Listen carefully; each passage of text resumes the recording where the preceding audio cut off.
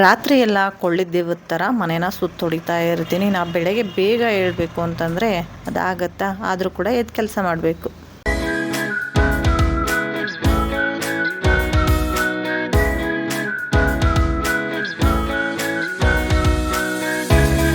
Hello ಸ್ನೇಹಿತರೆ, good morning. Welcome back to my YouTube ಚಾನಲ್ನ ನಿಮ್ಮ ಪ್ರೀತಿಯ ಪವಿತ್ರ. ಎಲ್ಲರೂ ಹೇಗಿದ್ದೀರಾ ಸ್ನೇಹಿತರೆ? ಚೆನ್ನಾಗಿದ್ರಲ್ವಾ?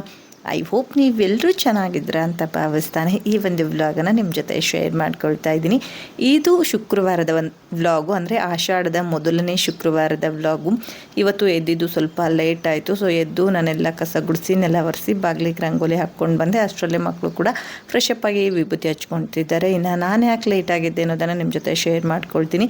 ಸ್ನೇಹಿತರೆ, ಇದು ನೈಟ್ ವ್ಲಾಗು ನೋಡ್ತಾ ಇರ್ಬೋದು. ನೈಟ್ 1:15 ಆಗಿದೆ. ನಮ್ಮ ಮನೆಯವರಿಲ್ಲ, 2 ಡೇಸ್ ಆಯಿತು ಊರಿಗೆ ಹೋಗ್ಬಿಟ್ಟು. 2 ದಿನದಿಂದ ನಂದು ಇದೇ ಹಾಡಾಗ್ತಿದೆ. ಸೊ ಅವರಿಲ್ಲ ಅಂತಂದರೆ ನಿದ್ದೆನೇ ಬರೋದಿಲ್ಲ. ಯಾಕೆ ಅಂತಂದರೆ ಮೊಬೈಲಲ್ಲಿ ಅದು ಇದು ನೋಡಿರ್ತೀವಿ. ಅಂದರೆ ಏನಾದರೂ ಕೊಲೆ ಮಾಡೋದಾಗಿರ್ಬೋದು, ಕಳ್ಳರು ಕಳ್ತನ ಮಾಡೋದಾಗಿರ್ಬೋದು, ಏನೇನೋ ನೋಡಿರ್ತೀವಿ. ಸೊ ನಾನು ಒಬ್ಬಳೇ ಇದ್ದಾಗ ಅದೆಲ್ಲ ನೆನಪಿಗೆ ಬರುತ್ತೆ. ಒಳಗಡೆ ಏನಾದರೂ ಸ್ವಲ್ಪ ಸೌಂಡ್ ಆದರೂ ಕೂಡ ಹಾಗೆ ಎದ್ದು ಕುತ್ಕೊಳ್ತೀನಿ. ಇನ್ನೊಂದು ಏನು ಅಂತಂದರೆ ಕಾಮಿಡಿ, ಮನೆಯೆಲ್ಲ ಸುತ್ತ ಹೊಡಿತಾನೇ ಇರ್ತೀನಿ. ಯಾರಾದರೂ ನೋಡ್ಬಿಟ್ರೆ ಇದ್ಯಾವುದೋ ಕೊಳ್ಳಿದ್ದೇವೋ ಮನೆ ತುಂಬ ಓಡಾಡ್ತಿದೆ ಅನ್ನೋದೇ ಸರಿ, ಆ ರೇಂಜಿಗೆ ಆಗಿರ್ತೀನಿ. ಇನ್ನು ನಮ್ಮ ಮನೆಯವರು ನೀರು ಕಟ್ಟೋದಕ್ಕೆ ಅಂತೇಳಿ ಹೋಗಿದ್ದಾರೆ. ಮಳೆಗಾಲ ಆಗಿದ್ರು ಕೂಡ ತುಂಬ ಬಿಸಿಲಿರೋದ್ರಿಂದ ನೀರು ಕಟ್ಟೋಕೆ ಹೋಗಿದ್ದಾರೆ. ನಂಗೆ ನಿದ್ದೆ ಬರಲಿಲ್ಲ. ಹೆಂಗಿದ್ರು ಅವರು ಕೂಡ ಎಚ್ಚರ ಇರ್ತಾರೆ ಅಂದ್ಕೊಂಡು ಫಸ್ಟ್ ಒಂದು ಮೆಸೇಜ್ ಮಾಡಿದ್ದೆ, ಮಲ್ಕೊಂಡಿದ್ಯಾ ಅಂತೇಳಿ. ಆಮೇಲೆ ಅವರು ಇಲ್ಲ ಮಲ್ಕೊಂಡಿಲ್ಲ ಅಂತ ಹೇಳಿದರು. ಹಾಗೆ ಸ್ವಲ್ಪ ಹೊತ್ತು ಅವ್ರ ಜೊತೆ ಚಾಟ್ ಮಾಡಿದೆ. ನಮ್ಮ ಮನೆಯವರು ಬೈತಾ ಇದ್ರು ನನಗೆ, ಮನೆಯಲ್ಲಿ ನೀನೇ ಒಂದು ದೊಡ್ಡ ದೆವ್ವದ ಥರ ಇದೆಯಾ, ನೀನೇ ಒಂದು ದೊಡ್ಡ ಕಳ್ಳಿ ಥರ ಇದೆಯಾ, ಏನೂ ಇಲ್ಲ ಸುಮ್ಮನೆ ಹೋಗಿ ಮಲ್ಕೊ ಅಂತೇಳ್ಬಿಟ್ಟು ಅವರು ಚಾಟ್ನ ಎಂಡ್ ಮಾಡಿದರು. ನೋಡಿ, ಟೈಮ್ ಬಂದುಬಿಟ್ಟು ಆಲ್ರೆಡಿ 1:15 ಆಗಿತ್ತು. ಹೋಗ್ಬಿಟ್ಟು ಲೈಟೆಲ್ಲ ಆಫ್ ಮಾಡಿ ಮಲ್ಕೊಂಡೆ. ಅದೆಷ್ಟೊತ್ತಿಗೆ ನಿದ್ದೆ ಹತ್ತಿತು ಅಂತ ಗೊತ್ತಿಲ್ಲ. ಸೊ ಮಲ್ಕೊಂಡೆ. ಮತ್ತೆ 3:15ಗೆ ಅಲಾರಾಮ್ ಇಟ್ಕೊಂಡಿರ್ತೀನಿ. ಸೊ ಎವ್ರಿ ಡೇ 3:30-4 ಗಂಟೆಗೆಲ್ಲ ಎದ್ಬಿಟ್ಟಿರ್ತೀನಿ. ಸ್ವಲ್ಪ ಹೊತ್ತು ಎಕ್ಸಸೈಸ್ ಮಾಡಿಕೊಂಡು ಕೆಲಸಗಳನ್ನ ಸ್ಟಾರ್ಟ್ ಮಾಡ್ತಾಯಿದ್ದೆ. ಬಟ್ ನೋಡಿ, ಇವತ್ತು ಹೇಳಲಿಲ್ಲ, ಹಾಗೆ ಮಲ್ಕೊಂಡೇ ಬಿಟ್ಟಿದೆ. ಸೊ ಹೇಳ್ಬೇಕು ಅಂತಲೇ ಅನ್ನಿಸ್ಲಿಲ್ಲ. ಅಲಾರಾಮ್ ಆಫ್ ಮಾಡಿ ಮಲ್ಕೊಂಡು ಫೈನಲಿ 6:30ಗೆ ಎದ್ದಿದ್ದು. ಹೇಳಲೇಬೇಕಲ್ವ, ಯಾಕೆಂದರೆ ಮಕ್ಕಳದ್ದು ಸ್ಕೂಲ್ ಇರುತ್ತೆ, ಅವ್ರನ್ನ ರೆಡಿ ಮಾಡಿ ಕಳಿಸ್ಬೇಕು. ಇನ್ನು ನಮ್ಮ ಮನೆಯವರಿಲ್ಲ ಅಂತಂದರೆ ಅವ್ರದ್ದು ಎಕ್ಸ್ಟ್ರಾ ಕೆಲಸಗಳು ನನಗೆ ಆಗಿರುತ್ತೆ. ಹಾಗಾಗಿ ಇವಾಗ ಎದ್ದು ಅವ್ರದ್ದು ರೀಡಿಂಗ್ ವಿಡಿಯೋನ ಹಾಕಿದೆ. ಸೊ ಅದಾದಮೇಲೆ ಫಸ್ಟ್ ಟೆಸ್ಟ್ ಹತ್ತಿರ ಇರೋದ್ರಿಂದ ನನ್ನ ಮಗನಿಗೆ ಸ್ವಲ್ಪ question and answers, fill in the blanks, ಆ ಥರದ್ದೆಲ್ಲದನ್ನು ಕೂಡ ಒಂದು ಸೀಟಲ್ಲೇ ಹಾಕ್ಕೊಡ್ತಾ ಇದ್ದೆ. ಅವ್ನು ಆಲ್ರೆಡಿ ರೀಡಿಂಗ್ ವಿಡಿಯೋ ಹಾಕಿದ್ದಾನೆ. ನನ್ನ ಮಗಳದಿನ್ನೂ ರೀಡಿಂಗ್ ವಿಡಿಯೋ ಹಾಕಿಲ್ಲ. ಅವ್ನಿಗೆ ಹಾಕ್ಕೊಟ್ಬಿಟ್ರೆ ಅವನೊಂದು ಕಡೆ ಕೂತ್ಕೊಂಡು ಬರೀತಾನೆ ಅಂತೇಳಿ ಅವನಿಗೆ ಅದನ್ನು ಹಾಕ್ಕೊಡ್ತಾ ಇದ್ದೆ. ಅವ್ನ ಬುಕ್ಕಲ್ಲೆಲ್ಲ ಒಂದು ಟೈಮ್ ಅದನ್ನು ನೋಡ್ಕೊತಿದ್ದ, ಏನೇನು ನಮ್ಮಮ್ಮ ಹಾಕ್ಕೊಡ್ತಿದ್ದೆ, ನಾನೇನೇನು ನೋಡ್ಕೋಬೇಕು ಅಂತೇಳಿ ನೋಡ್ಕೊಳ್ತಾ ಇದ್ದ. ಇನ್ನು ಅವರಿಬ್ಬರಿಗೂ ಕ್ವಶನ್ ಪೇಪರ್ನ ರೆಡಿ ಮಾಡಿಕೊಟ್ಟು ಬಂದಿದ್ದೀನಿ. ಸೊ ಸ್ವಲ್ಪ ಮಕ್ಕಳನ್ನ ಬ್ಯುಸಿ ಇಟ್ಬಿಟ್ರೆ ಹೊರಗಡೆ ಎಲ್ಲೂ ಹೋಗಲ್ಲ. ಇಲ್ಲ ಅಂತಂದರೆ ಈ ಗಂಡು ಮಕ್ಕಳು ಕಾಲು ಒಳಗಡೆ ನಿಲ್ಲೋದೇ ಇಲ್ಲ, ಬರೀ ಹೊರಗಡೆ ಹೋಗೋಣ ಅಂತ ಅನ್ನಿಸ್ತಿರುತ್ತೆ. ಅದ್ರ ಜೊತೆ ಮಗಳು ಕೂಡ ಹಿಂದೆನೇ ಹೋಗ್ತಾಳೆ. ಇವಾಗಿನ ಜನ್ರೇಷನ್ ಗೊತ್ತಲ್ವಾ. ಸೊ ಮಗಳನ್ನಂತೂ ಹೊರಗಡೆ 1 ನಿಮಿಷ ಬಿಟ್ಟಿರೋದಕ್ಕೂ ಭಯ ಆಗುತ್ತೆ. ಯಾಕೆಂದರೆ ಬಾಗಿಲು ಆಡ್ತಿರೋ ಮಕ್ಕಳನ್ನೂ ಬಿಡಲ್ಲ, ಸ್ಕೂಲ್ಗೆ ಹೋಗಿರೋ ಮಕ್ಕಳನ್ನೂ ಬಿಡಲ್ಲ. ಸೊ ಎಷ್ಟೊಂದು ಇನ್ಸಿಡೆಂಟ್ನ ನೋಡ್ತಾನೆ ಇರ್ತೀವಿ, ಕೆಟ್ಟದಾಗಿರೋದು. ಎಲ್ಲಾದರೂ ಮಗಳದು ಒಂದು ಸ್ವಲ್ಪ ವಾಯ್ಸ್ ಕೇಳಲಿಲ್ಲ ಅಂತಂದರೆ ಪಟ್ಟಂತ ತಲೆಗೆ ಅದೆಲ್ಲ ಬಂದ್ಬಿಡುತ್ತೆ. ಇದು ನನ್ನೊಬ್ಬಳು ಸಮಸ್ಯೆ ಅಲ್ಲ, ಪ್ರತಿಯೊಂದು ಹೆಣ್ಣು ಹೆತ್ತಿರೋ ತಾಯಿದು ಇದೇ ಸಮಸ್ಯೆನೇ. ಮಗಳನ್ನ ಬಿಟ್ಟು ಇರಬೇಕು ಅಂದರೆ ಭಯ ಆಗುತ್ತೆ. ಯಾ ಕೀಚಕರ ಕೈಯಲ್ಲಿ, ಯಾ ನರಹಂತಕರ ಕೈಯಲ್ಲಿ ನನ್ನ ಮಗಳು ಸಿಕ್ಕಾಕೊಬಿಡ್ತಾಳೋ ಅನ್ನೋ ಭಯ ಇರುತ್ತೆ. ಸೊ ಹಾಗಾಗಿ ಸ್ವಲ್ಪ ಬ್ಯುಸಿ ಇಟ್ಬಿಟ್ಟೆ ನಾನು ಒಳಗಡೆ ಕೆಲಸಕ್ಕೆ ಬರ್ತೀನಿ. ಇವತ್ತು ಮಾರ್ನಿಂಗ್ ಬ್ರೇಕ್ಫಾಸ್ಟು ಇಡ್ಲಿನ ಮಾಡ್ಕೊಳ್ತಾ ಇದ್ದೀನಿ. ಇಡ್ಲಿ ಮಾಮೂಲಾಗಿ ಮಾಡ್ತಾಯಿದ್ದೆ, ಬಟ್ ತಟ್ಟೆ ಇಡ್ಲಿನೂ ಕೂಡ ನನ್ನ ಮನೇಲಿ ನನ್ನ ಮಕ್ಕಳಿಗೆ ತುಂಬ ಇಷ್ಟ ಆಗುತ್ತೆ. ನೈಟೇ ಕೇಳ್ಕೊಂಡಿದ್ದೆ ಏನು ಇಡ್ಲಿ ಮಾಡೋಣ ಅಂಥೇಳಿ.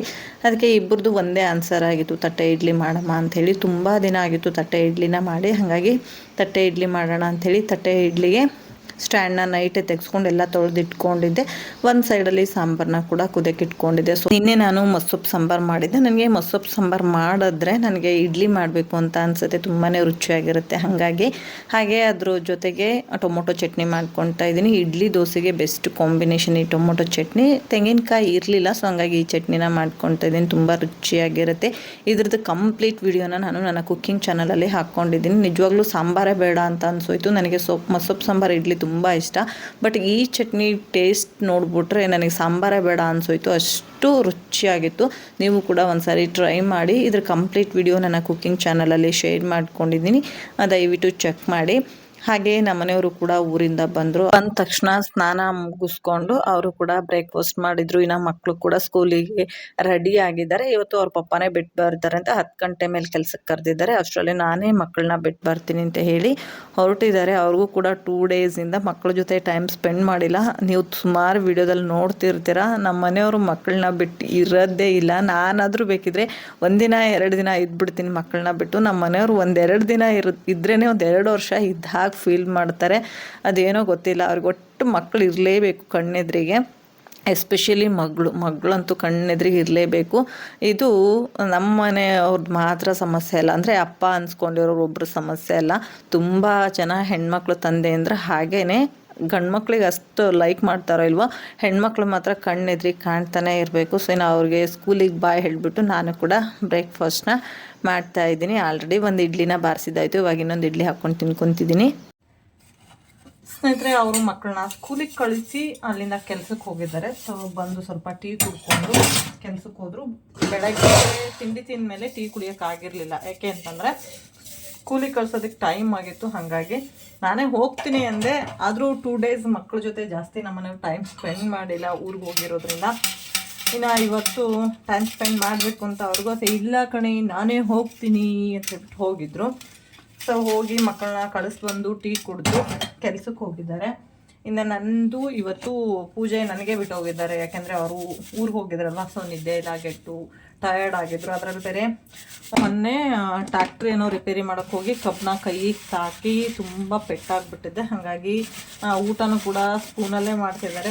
ಎಲ್ಲೇ ಆಗಲಿ ಗಾಯ ಆಗಿ ರಕ್ತ ಬಂದರೆ ಅಷ್ಟು ನೋವು ಅಂತ ಅನಿಸಲ್ಲ. ಅವ್ರಿಗೆ ಬೆರಳಿಗೆ ಬಿದ್ದಿರೋದ್ರಿಂದ ತುಂಬಾ ಪೇಯ್ನ್ ಆಗ್ತಿದೆ. ಅದರಲ್ಲೂ ಕೂಡ ಅದು ರಕ್ತ ಎಲ್ಲ ಮಂಜುಗಟ್ಟಿತ್ತು.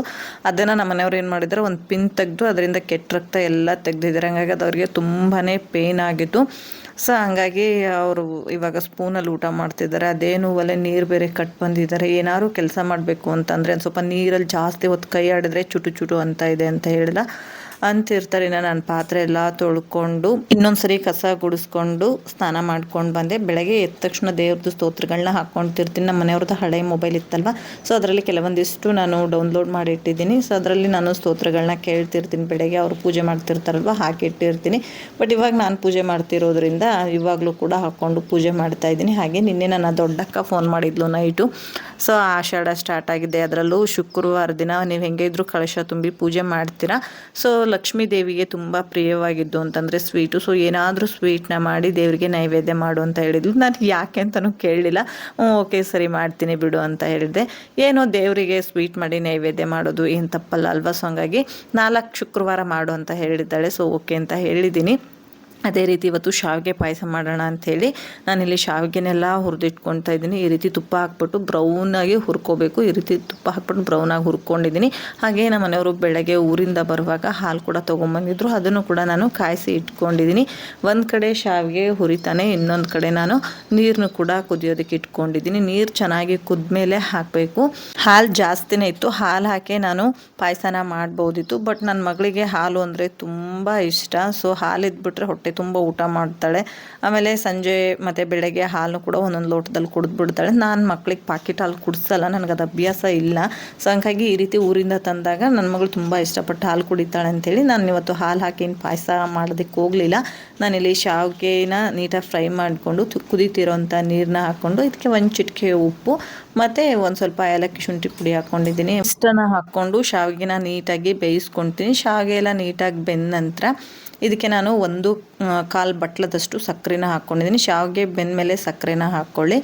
ಆನಂತರ ಇದಕ್ಕೆ ತುಪ್ಪದಲ್ಲಿ ಹುರಿದಿರ್ತಕ್ಕಂಥ ದ್ರಾಕ್ಷಿ ಮತ್ತು ಗೋಡಂಬಿನ ಹಾಕ್ಕೊಂಡು 1 ಬಟ್ಲಷ್ಟು ಹಾಲನ್ನ ಹಾಕ್ಕೊಳ್ತಾ ಇದ್ದೀನಿ. ಹಾಲು ಹಾಕಿದರೆ ಟೇಸ್ಟ್ ಚೆನ್ನಾಗಿರುತ್ತೆ. ಸೊ ಹಂಗಾಗಿ 1 ಬಟ್ಲಷ್ಟು ಹಾಲನ್ನ ಹಾಕ್ಕೊಂಡು ಚೆನ್ನಾಗಿ ಮಿಕ್ಸ್ ಮಾಡಿಕೊಂಡ್ರೆ ಶಾವಿಗೆ ಪಾಯಸ ರೆಡಿ ಆಗುತ್ತೆ. ನಾನಂತೂ ಈ ರೀತಿ ಸಿಂಪಲ್ಲಾಗಿ ಮಾಡ್ಕೊಳ್ತೀನಿ. ಅದರಲ್ಲೂ ನಮ್ಮ ಮನೇಲಿ ಸಕ್ಕರೆ ಸ್ವೀಟ್ಸು ತುಂಬ ರೇರ್ ಮಾಡೋದು.